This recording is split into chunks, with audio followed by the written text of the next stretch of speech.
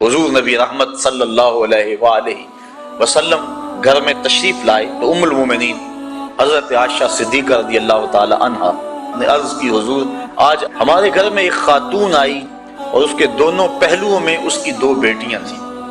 उसने सदा लगाई, मैंने सारा घर ढूंढा तो एक खुश्क खजूर मिल गई, चुहारा मिल गया। मैंने वही चुहारा उठा के उस औरत को दे दिया।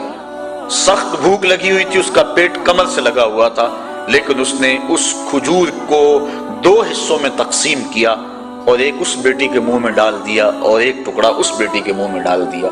उसने खुद नहीं खाया।